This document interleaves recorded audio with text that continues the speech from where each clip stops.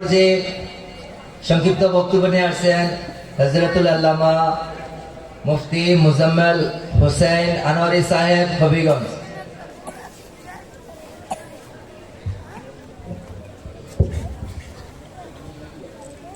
الصلاة والسلام عليك يا رسول الله. الصلاة والسلام عليك يا حبيب الله. الصلاة والسلام عليك يا شفيع المذنبين. الصلاة والسلام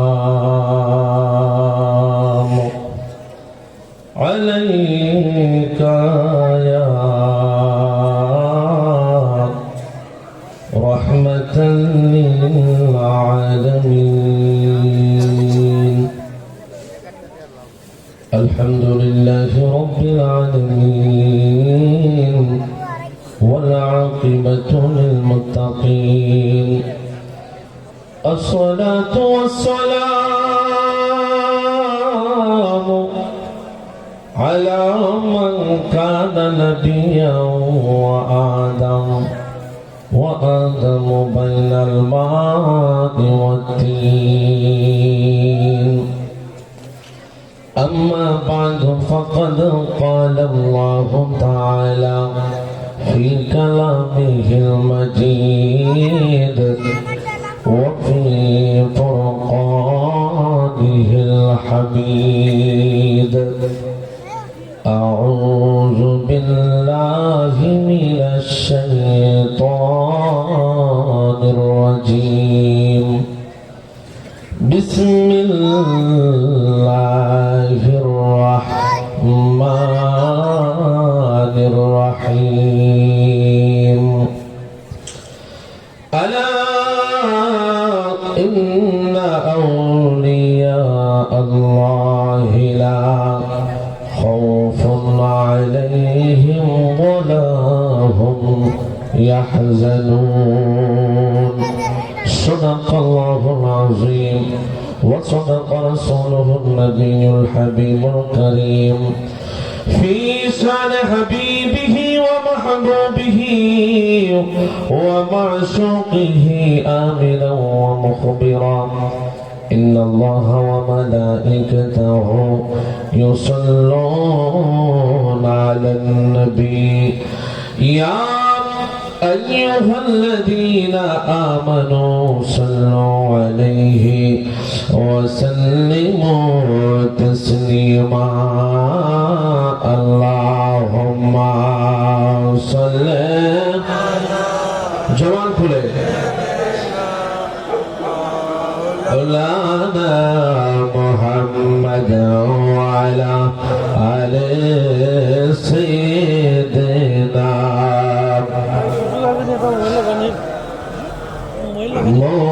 محمد علي فاطمة حسين حسين পাঞ্জাতন লক্ষ কোটি সালাম জানাই পাঞ্জাতনের পাকসর। আল্লাহুম্মা মাশাআল্লাহ জবান হবে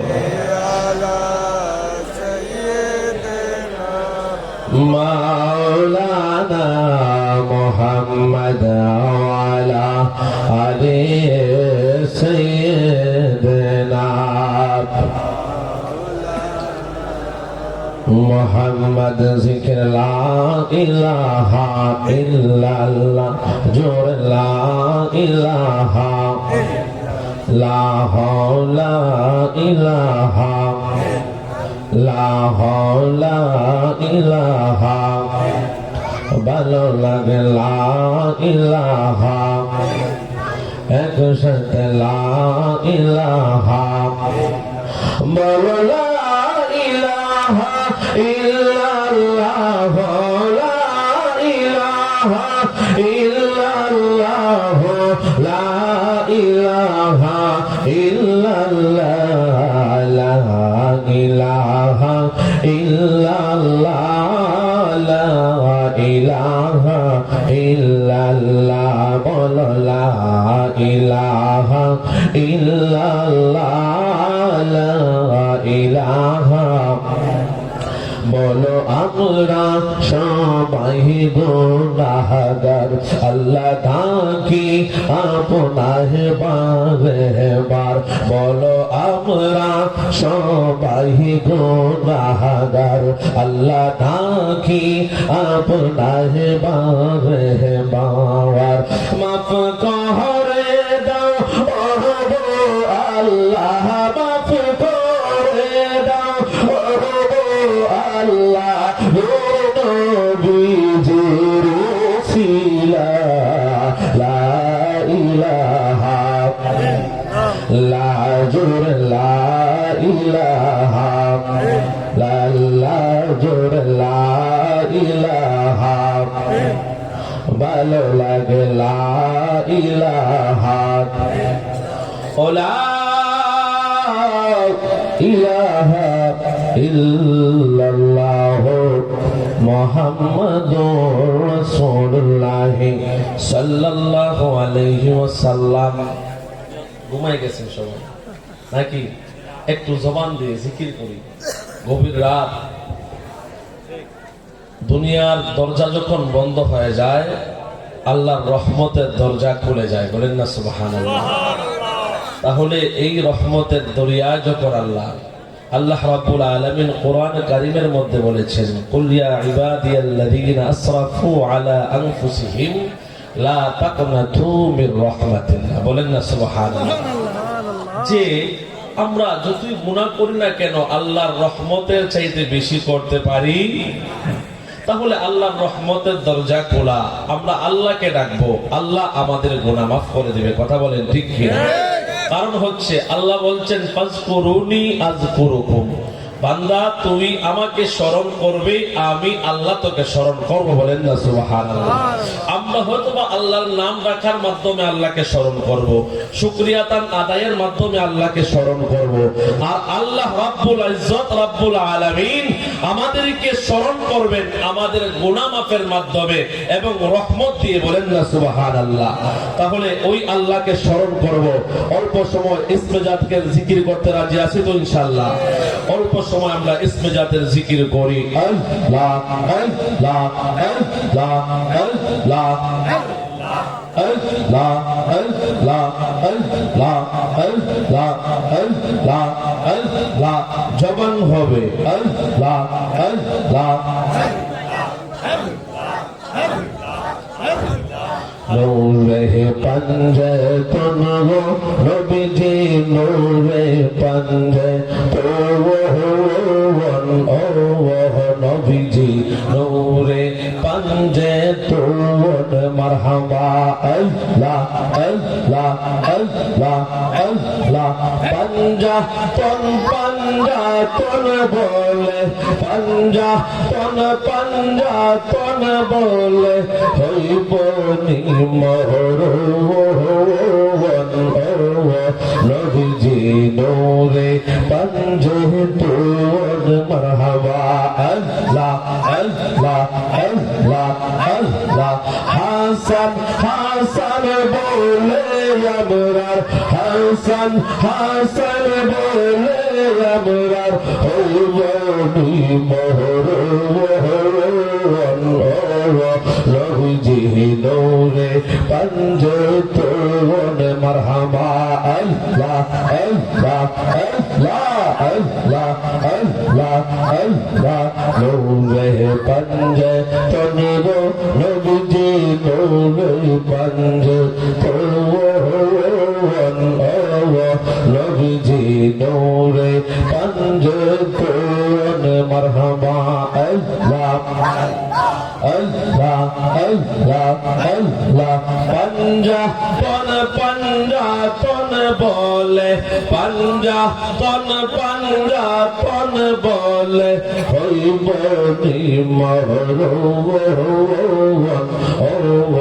নবীজি নূরে পঞ্জে তোর মারহাবা আল্লাহ আল্লাহ আল্লাহ আল্লাহ আল্লাহ পাঞ্জা তোদের নাম শুনে আহলে বায়াতের নাম শুনে দূরে যায়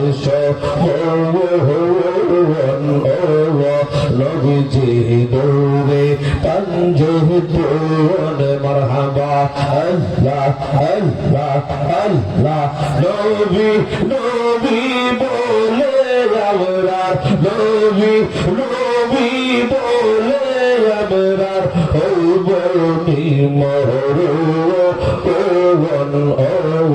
নবীজি নৌরে পাঞ্জে তোর মারহাবা আল্লাহ আল্লাহ আল্লাহ আল্লাহ জবল হবে আল্লাহ আল্লাহ আল্লাহ পাঞ্জা তোর নাম শোনে পাঞ্জা তোর নাম শোনে দূরে যাও নবীজি নূরে পাঞ্জে তোর মারহাবা আল্লাহ আল্লাহ আল্লাহ আল্লাহ হাসান হোসাইন বলে আমরার হাসান হোসাইন বলে আমরার হইবনি মরণ নবীজি নূরে পাঞ্জে তোর মারহাবা আল্লাহ আল্লাহ আল্লাহ আল্লাহ ওয়া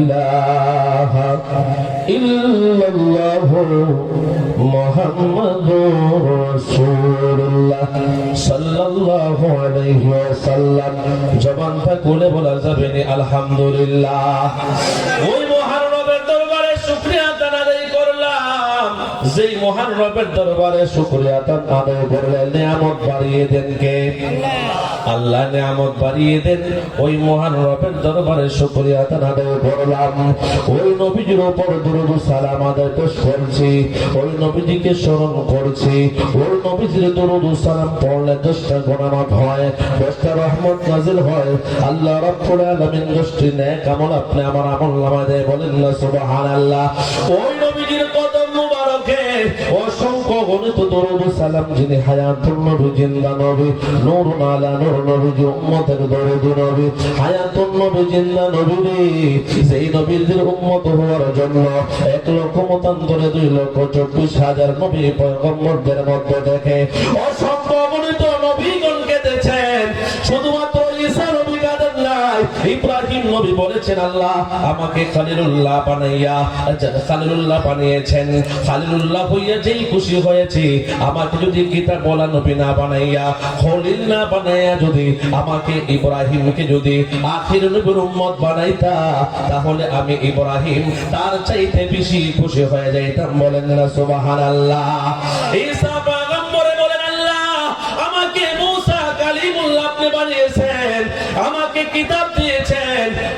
কিতাব দিয়েছেন মুসা পয়গম্বর মুসা আলাইহিস সালাতু ওয়াস সালাম বলেন আমি মুসা কালিমুল্লাহ হয়ে যে খুশি হয়েছি আমি কিতাব পেয়ে যে খুশি হয়েছি আমি পয়গম্বর হয়ে যে খুশি হয়েছি আল্লাহ আমি যদি কিতাবওয়ালা না হইতাম আমি যদি মুসা কালিমুল্লাহ না হইতাম আমি যদি পয়গম্বর না হইতাম আমি যদি আখির নবীর উম্মত হইতাম তাহলে আমি মুসা কালিমুল্লাহ আরো বেশি খুশি হইতাম বলেন না সুবহানাল্লাহ তাহলে ওই নবীর উম্মতের দাম আছে না নাই জবান খুলে বলতে হবে দাম আছে না নাই এই জন্য আজকে আমরা আহলে বায়াতের মহব্বতে বসে গেলাম সময় কিন্তু সংক্ষিপ্ত এদিকে লক্ষ্য রাখতে হবে ঠিক কিনা যেহেতু অনেক আলেম উলামা আছে এই জন্য আহলে বায়াত নিয়ে অল্প সময় আমি আলোচনা করব আবু জাহেলকে চিনেননি এই আবু জাহেলের কাছে এক ইহুদি ভিক্ষুক গেছে ভিক্ষুক যাওয়ার পর আবু জাহেলের কাছে গিয়া বলতেছে আপনি তো ধনাঢ্য আপনি আমাকে কিছু সাহায্য দেন ভিক্ষা দেন আবু জাহেল চিন্তা করলো এখনো তুই সময় আমার কাছে এসেছে বহুদিন পরে একটা সুযোগ আমার কাছে এসেছে যেহেতু এই ভিক্ষুক আমার কাছে এসেছে ভিক্ষা চাওয়ার জন্য, কিন্তু আমি তাকে ভিক্ষা দিব না। ওই পাশেই দেখা যায় আলী দাঁড়িয়ে আছে। ওই আহলে বায়াতের একজন সদস্য হচ্ছে আলী রাদিয়াল্লাহু তাআলা আনহু। কথা বলেন ঠিক কিনা? আবু জাহেল মনে মনে ভাবলেন, আমি যদি আলীর নিকটে ওই ইহুদি ভিক্ষুককে পাঠিয়ে দেই, নিশ্চয়ই আলীর ঘরে যেহেতু তিন দিন পর্যন্ত কোনো কিছু খাবারের আয়োজন হয় না, যেহেতু তারা অনাহার, ওই পাতিলের মধ্যে কোনো কিছু রান্না হয় না, ওই চুলার মধ্যে আগুন হয় না, ওই আলীর কাছে ওই ইহুদি ভিক্ষুককে ওই আবু জাহেল পাঠিয়ে দিল। আবু জাহেল যখন ওই ভিক্ষুককে পাঠিয়ে দিল, আলী রাদিয়াল্লাহু তাআলা আনহুর কাছে যখন ভিক্ষুক চলে গেল, ভিক্ষুক গিয়া বলতেছে, ভাই আমাকে কিছু ভিক্ষা দেন। বলে, তোমাকে কে পাঠিয়েছে? বলে, ওই যে দেখা যায় একজন লোক দাঁড়িয়ে আছে, ওই লোক আমাকে পাঠিয়েছে আপনার কাছে। বলে, কি বলেছে? বলে, সে দিলে ভিক্ষা কম দিবে, আর আপনি দিলে নাকি আমার অপূরণকে পূরণ করে দিবেন। বলেন না সুবহানাল্লাহ। আলী রাদিয়াল্লাহু তাআলা আনহু চোখের পানি ছেড়ে দিয়ে বলেন, আল্লাহ, আজকে আবু জাহেল আমাকে লজ্জা দেওয়ার জন্য, আমাকে কষ্ট দেওয়ার জন্য আমার কাছে আজকে এক ইহুদি ভিক্ষুককে পাঠিয়ে দিয়েছে। আল্লাহ, আমার কাছে কোনো কিছুই নাই, দেওয়ার মতো তো কোনো কিছুই নাই। আল্লাহ, আজকে ইহুদি ভিক্ষুকের কাছে মনে হয় আমি লজ্জা পেয়ে যাব। এই কথা বলিয়া আলী রাদিয়াল্লাহু তাআলা আনহু চোখের পানি ছাড়তে লাগলেন। সেরা খোদা আলী রাদিয়াল্লাহু তাআলা আনহু আল্লাহকে ডাক দিয়া জমিনের মধ্যে এক মুষ্টি মাটি নিলেন। মাটি নেওয়ার পর ওই এক মুষ্টি মাটি নিয়া ওই এক মুষ্টি মাটির মধ্যে নবীজির উপর দরুদ ও সালাম পড়িয়া ওই ভিক্ষুককে বললেন, তোমার সালাত বা গামছাটা তুমি বিছায়া দাও। আলী রাদিয়াল্লাহু তাআলা আনহুর কাছে যখন ওই গামছাটা দিল, আলী রাদিয়াল্লাহু তাআলা আনহু ওই এক মুষ্টি ভালি তার ওই কাপড়ের মধ্যে দিয়ে দিলেন। বলেন না সুবহানাল্লাহ।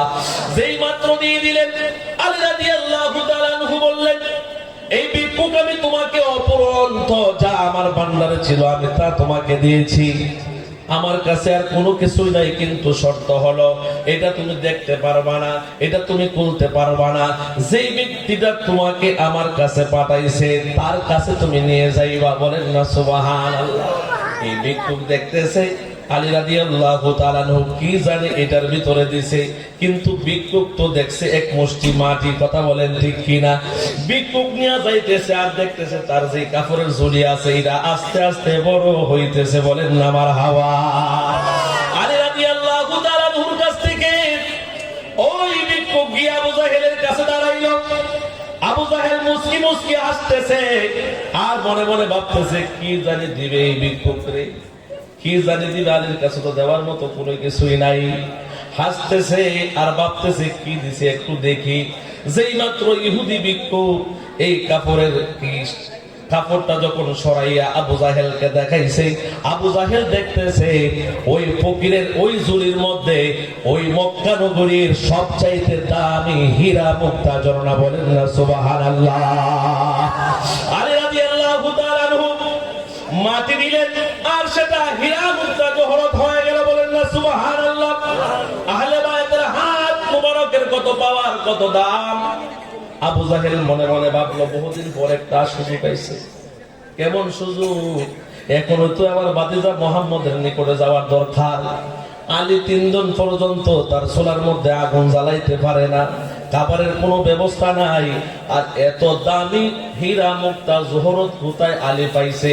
নিশ্চয় ছুরি ছাড়া এগুলা দেওয়ার কোনো সুযোগ নাই। ওই মুহূর্তে ইহুদি ভিক্ষুককে আবু জাহেল বলতেছে, চলো মুহাম্মদের দরবারে চলো, বহুদিন পরে একটা সুযোগ এসেছে। আলী রাদিয়াল্লাহু তাআলা আনহুর বিরুদ্ধে আমি কথা বলতে পারবো, নিশ্চয়ই সে ছুরি ছাড়া এগুলা দেওয়ার কোনো সুযোগ নাই। নবীজির দরবারে গিয়ে বলতেছে, ও ভাতিজা মুহাম্মদ, আমি আলীর কাছে পাঠাইছিলাম ভিক্ষুককে ভিক্ষা আনার জন্য, এমন দামি দামি স্বর্ণ মুক্তা জহরত দিয়া ওই আলীকে, ওই আলী রাদিয়াল্লাহু তাআলা আনহু কি যেন ইহুদিকে দিছে। নিশ্চয় এগুলা ছুরি ছাড়া আলী কোন জায়গায় পাইছে? আল্লাহর হাবিব রাহমাতাল লিল আলামিন বলেন, ও চাচা, আমার বুঝে আসে না, আপনার কথা আমার বিশ্বাস হয় না। আমি আলীকে ডাকতে চাই। বলে ডাকেন।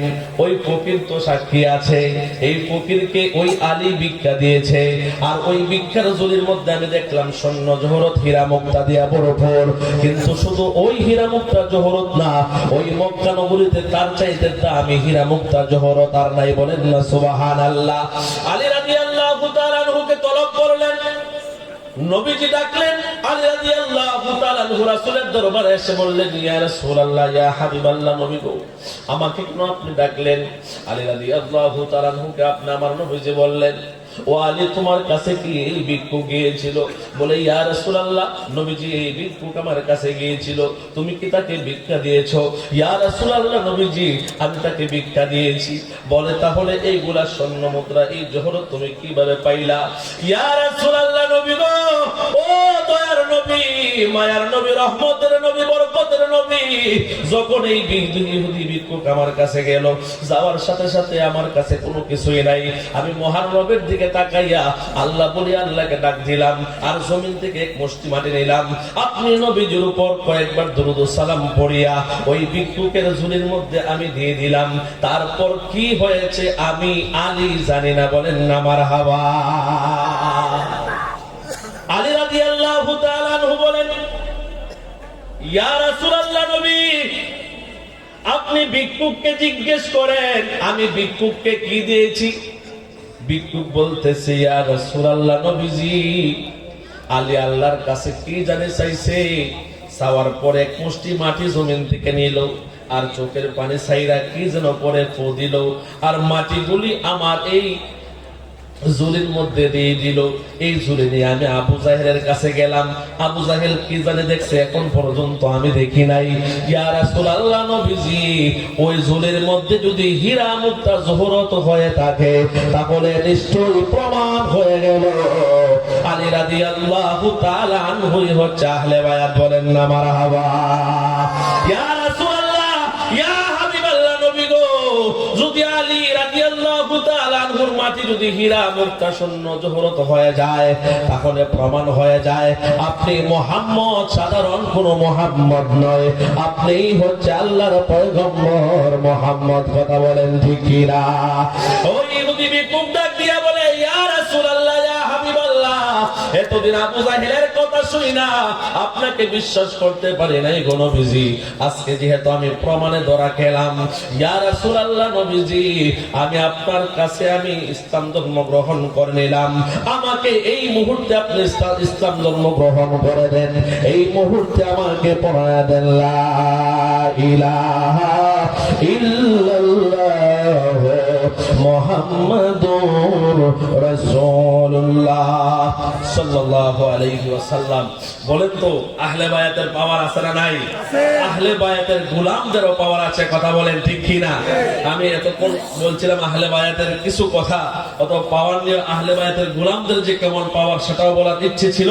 আসলে অনেক উলামায়ে কেরাম উপস্থিত, ইনশাআল্লাহ সকলেই আমরা এসেছি, আমরা এই দরবার থেকে ফয়েজ নেওয়ার জন্য। কথা বলেন ঠিক কিনা?